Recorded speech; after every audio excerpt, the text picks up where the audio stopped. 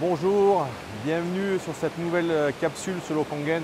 J'aimerais juste qu'on balaye ensemble ce que nous connaissons notamment ici en France et en Europe sur les traitements d'eau. On va parler aujourd'hui d'adoucisseurs, on va parler d'osmoseur d'eau, on parlera également un peu de carafe filtrante et on parlera bien sûr de l'eau Kangen. Et j'aimerais qu'on fasse ensemble un tour de la question pour regarder aujourd'hui ce qui finalement, j'espère en tout cas, vous permettra de prendre la bonne décision, de comprendre ce qui est le plus intéressant pour vous. Alors sachez, je ne fais pas cette capsule avec du parti pris. Même si vous le savez, effectivement, je suis aujourd'hui quand même quelqu'un qui milite bien sûr pour la fontaine Kangen.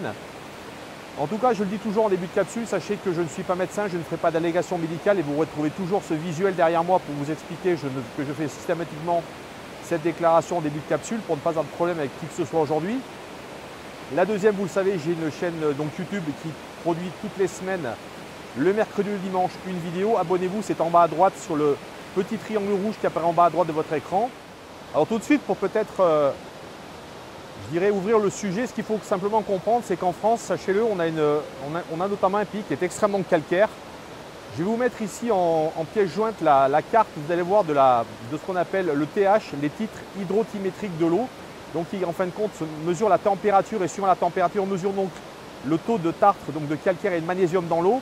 Et sachez qu'en France, à peu près 85-90% de notre sol est calcaire. Donc on comprend aussi pourquoi aujourd'hui, nos industriels et les gens notamment ont cherché à avoir des solutions pour lutter justement contre ce calcaire qui, vous le savez, dans les maisons a fait des dégâts. Sachez que le tartre, eh bien, ça abîme bien sûr les chauffe-eau, vos casseroles, vos appareils ménagers, les machines à laver, les chauffe-eau. Et donc c'est une des raisons pour lesquelles d'ailleurs beaucoup de gens se sont intéressés à ces systèmes. Paradoxalement, j'ai regardé aussi de mon côté, le Japon et l'Asie en général sont beaucoup moins touchés par les problèmes de calcaire, puisque sachez par exemple que le Japon est une île volcanique, donc où il y a beaucoup moins de calcaire. Et donc on comprend pourquoi également les orientaux n'ont pas forcément développé des recherches dans ce sens. Donc je propose qu'on regarde trois choses que vous connaissez, trois systèmes que vous connaissez, à savoir le premier qui est un adoucisseur d'eau qu'on appelle également un affineur. Alors qu'est-ce que c'est que cet appareil? Donc vous le savez, c'est quelque chose qui va donc régler le problème du calcaire dans vos canalisations, donc il va chercher donc à l'éliminer. Et il faut savoir que cet appareil, eh bien, il fonctionne d'une manière assez simple, puisqu'en fin de compte, c'est un système avec ce qu'on appelle une résine chimique, c'est un procédé chimique, qui va faire en fin de compte que les ions, alors on va parler de nouveau des ions, comme on parle des ions négatifs, mais on va parler ici des ions de l'eau, et on va parler notamment des ions calcium et magnésium, qui lorsque se combinent, créent ce qu'on appelle le tartre, et donc deviennent durs, et c'est ce qui crée notamment le tartre dans votre maison. Eh bien, sachez qu'avec cette résine, on va faire ce qu'on appelle une résine d'échange d'ions. On va transformer ces ions calcium et magnésium en ions sodium. Donc, en fin de compte, il faut savoir que c'est un traitement chimique. Donc, en fin de compte, c'est un traitement qui se fait en deux phases. Donc, l'eau passe sous cette résine, elle est adoucie, donc elle devient beaucoup moins calcaire. C'est pour ça que d'ailleurs, lorsque vous prenez une douche avec un adoucisseur, vous avez effectivement l'impression d'avoir une eau très très douce. Même si je ne suis pas convaincu que ce soit une eau qui soit la meilleure pour votre peau, mais ça, c'est un autre sujet.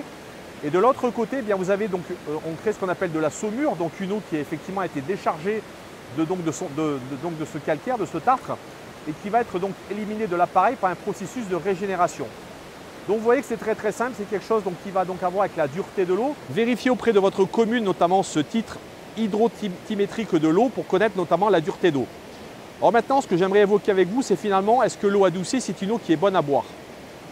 Eh bien déjà, la première problématique que ça pose, c'est qu'aujourd'hui, un adoucisseur, c'est un processus chimique donc qui va finalement dénaturer ce qu'on appelle les propriétés organoleptiques de l'eau, à savoir le sodium, le potassium, le calcium et le magnésium. Vous voyez qui vont être donc ici passés dans une résine d'échange d'ions. Et donc la deuxième problématique, c'est que ça crée une eau qui est en sortie finalement est une eau qui est complètement dénaturée. Sachez qu'aujourd'hui, les eaux adoucies ne devraient pas être bues. Et sachez que notamment un plombier, s'il vous fait correctement votre installation à la maison, devrait systématiquement laisser à votre robinet de votre cuisine notamment, ou même souvent ils le font à l'extérieur de la maison, un robinet d'eau dure, donc qui n'est donc pas aujourd'hui une eau qui est traitée par l'adoucisseur.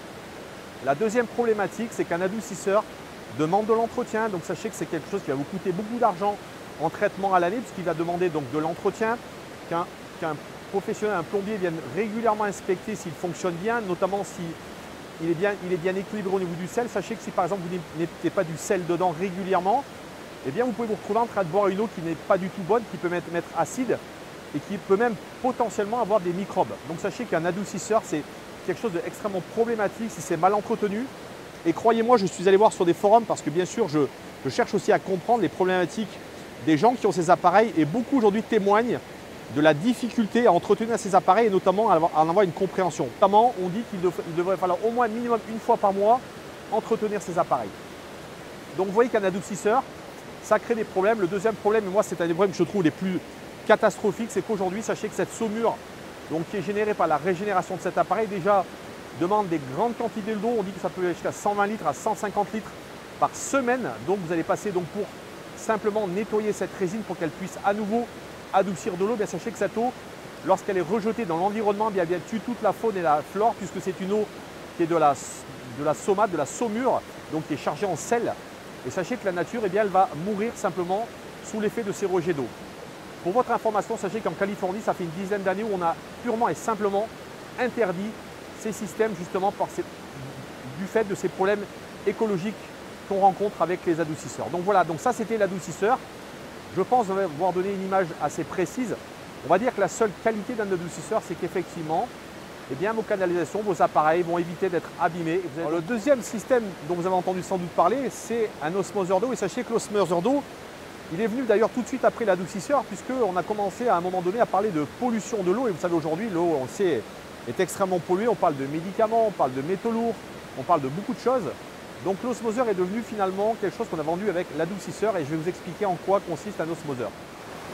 Alors l'osmoseur d'eau, je vous le disais, sachez que historiquement ça a été inventé par la NASA pour des raisons encore une fois de voyages spatiaux. Sachez que dans l'espace, pour faire récupérer l'eau, il n'y avait pas 50 moyens. On pouvait le faire à base d'urine et l'urine, sachez que lorsque c'est passé dans les osmoses de l'eau, eh bien on récupère toute la partie pure qui est simplement l'eau. Et donc vous voyez que cette technologie développée dans les années 50-60 pour les missions lunaires a été reprise aujourd'hui par certains industriels comme étant effectivement pour eux une solution de purification d'eau. Donc je ne vais pas mettre en dessous le sujet, mais sachez que purifier l'eau, c'est simplement également la dénaturer d'une certaine façon, puisque vous allez le voir, un osmoseur inverse n'est ni plus ni moins que là pour tamiser l'eau et finalement en enlever de tout ce qui est mauvais et ne récupérer que la matière inerte qui est simplement l'eau. À une certaine époque, on entendait beaucoup et encore toujours aujourd'hui des naturopathes vous dire qu'aujourd'hui, l'assimilation des minéraux dans l'eau du robinet ne peut pas se faire, donc il n'est pas du tout utile d'avoir de l'eau avec des minéraux. Donc sachez que c'est aussi une des bases peut-être de pourquoi aujourd'hui on a cherché à créer des osmoseurs d'eau. Alors pour faire simple, un osmoseur d'eau ça fonctionne avec 3 membranes. Vous voyez, je vais faire très simple, c'est comme un tamis. Vous voyez, vous avez une première membrane qui est un gros tamis qui va donc enlever tout ce qui est qu'on appelle la turbidité de l'eau, donc tout ce qui est boue, tout ce qui est donc sédiment. Et là on parle de 10 à 5 micromètres, d'accord, donc ça va vraiment enlever beaucoup de choses solides.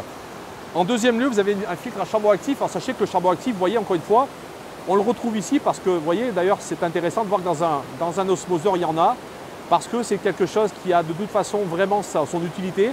C'est naturel, ça filtre les polluants, ça enlève beaucoup de choses dans l'eau, donc c'est quelque chose que vous voyez dans un osmoseur existe. Et en troisième lieu, vous avez donc cette fameuse membrane osmotique, donc qui elle va purement et simplement ne laisser passer que l'eau du robinet. Elle va vraiment débarrasser l'eau de tous ces minéraux. Donc vous allez récupérer en fin d'osmoseur une eau qui est complètement inerte.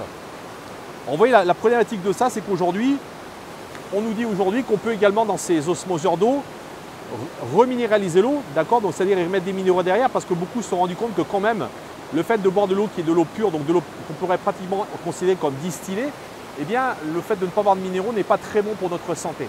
Je vous le rappelle, les minéraux, on en a besoin notamment pour notre composition osseuse. L'osmoseur d'eau a 2 problématiques. La première, c'est toujours la même sur ces appareils, c'est qu'on estime que pour 1 litre produit d'eau, il y a 1 litre rejeté et c'est vraiment de l'eau rejetée qu'on ne récupère pas. Alors aujourd'hui, sachez que c'est dans les dernières études, c'est ce que je trouve, parce qu'à une époque, on parlait de 1 pour 2, 1 pour 3. Aujourd'hui, les dernières avancées, notamment dans les derniers modèles d'osmoseur, nous parlent d'un rapport de 1 pour 1. La deuxième problématique, c'est également le fait qu'aujourd'hui, et là je m'appuie sur une étude qui est parue en 2018 sur 60 millions de consommateurs, qui disait que notamment la problématique de ces eaux, justement, était sa conductivité insuffisante. Parce qu'aujourd'hui, sachez que dans l'eau, il y a de la conductivité électrique et sachez qu'elle est notamment générée par les minéraux. Et si vous n'avez pas de minéraux, on comprend facilement qu'il n'y a pas de conductivité dans l'eau. Et voyez, cette conductivité, elle a été notamment mise entre 200 et 1100 microsiemens par centimètre. C'est ce qui existe notamment au niveau de la littérature sur l'eau. Et on considère aujourd'hui qu'un osmoseur d'eau, vous voyez, ne produit qu'une eau qui est entre 400 à 30 donc microsiemens par centimètre, ce qui est largement insuffisant. Notamment, ça a été jugé par Santé publique France, notamment en termes de santé pour notamment les enfants et même les bébés. C'est une eau qui est oxydée, malheureusement. C'est une eau qui n'est pas forcément non plus avec un pH alcalin. Ça va dépendre de votre base, mais sachez que dès l'instant où vous enlevez toute la minéralité de l'eau, potentiellement, vous avez une eau qui est très acide. Donc, vous voyez que ces deux problématiques-là sont importantes. Maintenant, je dois également souligner un des aspects très positifs d'un osmoseur d'eau, d'ailleurs qui est utilisé aujourd'hui en Afrique, et notamment pour arriver à enlever des endroits où il y a une très forte pollution. Sachez qu'il y a des endroits qui sont complètement pollués. Eh bien, on peut véritablement, avec un osmoseur et ses grosses membranes, dépolluer de l'eau. Et ça, c'est très positif parce que ça donne de toute façon, malgré tout, même si ce n'est pas une solution qui est viable en termes, je pense, de longévité, mais en tout cas d'une eau véritablement complètement polluée, dangereuse à la santé, on peut en faire une eau qui est potentiellement buvable. Donc vous voyez que ça, c'est quand même pas négligeable, il faut le dire. Encore une fois, je ne suis pas là pour ne montrer que les aspects négatifs, mais également peut-être vous montrer qu'il y a des aspects positifs. Je rajouterai peut-être, vous voyez, comme derrière cette eau qui est derrière moi et qui coule, vous voyez, donc qui aujourd'hui est une eau de rivière, donc qui est chargée en minéraux, parce que cette eau, ben, vous voyez, elle a tendance à créer de l'érosion. Et bien cette eau, il faut savoir qu'elle est chargée en minéraux.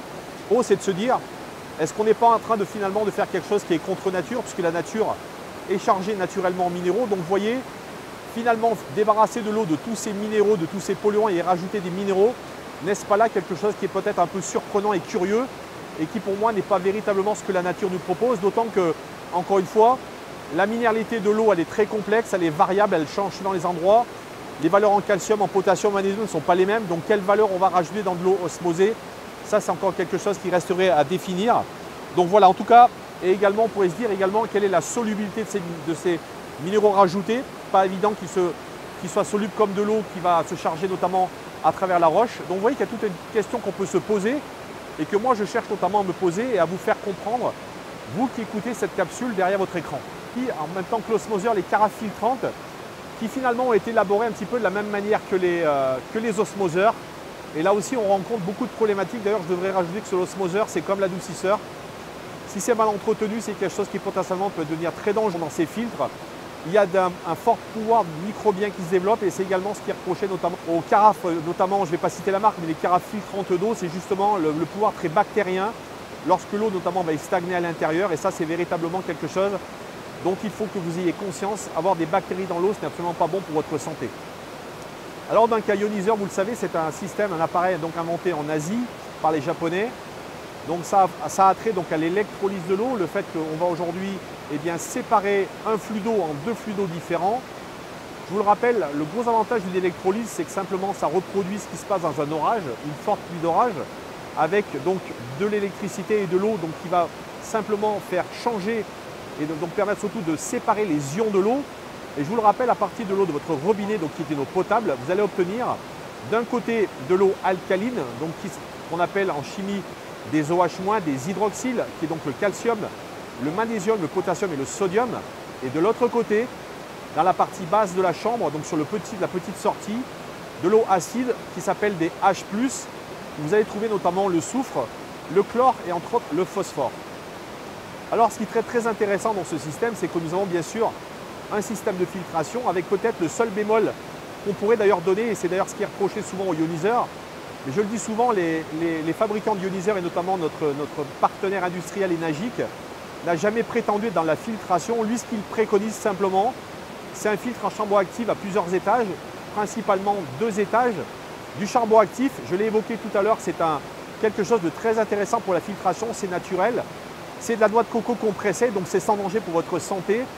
Ça va filtrer le chlore, la rouille, le plomb, les effluves, beaucoup de contaminants. Et la deuxième partie, c'est le sulfite de calcium, donc qui est là pour simplement être un antibactérien. Et je vous le rappelle, notre filtre étant fermé, à aucun moment il ne peut y avoir de contamination microbienne.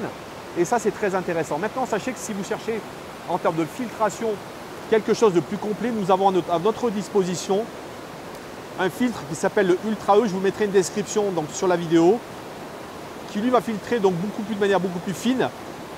Alors, je n'ai plus l'ordre en termes de microns, mais sachez que ça va filtrer beaucoup plus de plomb, beaucoup plus de rouille, de mercure, de choses comme ça. Donc c'est très intéressant. Et en dernier lieu, ce qu'il faut comprendre, c'est qu'un ioniseur d'eau, il a 3 qualités. Ça crée de l'eau alcaline, donc bonne pour votre santé. La deuxième, c'est une eau antioxydante. Donc je vous le rappelle, qui est une eau qui va être anti-vieillissement. Et la dernière qualité, qui est pour moi une des peut-être des plus fantastiques, c'est cette capacité de vous hydrater à plus de 95%. Parce que vous le savez aujourd'hui, malheureusement, les eaux n'hydratent plus parce qu'elles ont bien sûr de mauvaise qualité. Voilà, j'espère que cette capsule vous aura permis de vraiment comprendre les tenants et les aboutissants notamment de ces trois dispositifs d'une manière un peu consensuelle. Je dois reconnaître que le ioniseur pour moi amène beaucoup plus de qualité que d'inconvénients, si ce n'est que peut-être le seul inconvénient d'un ioniseur va être de dire qu'aujourd'hui nous avons peut-être une petite perte d'eau. Je vous le rappelle par rapport à un osmoseur qui est de rapport de 1 pour 1, ici nous avons un rapport de 1 pour 0,25, donc c'est beaucoup moins.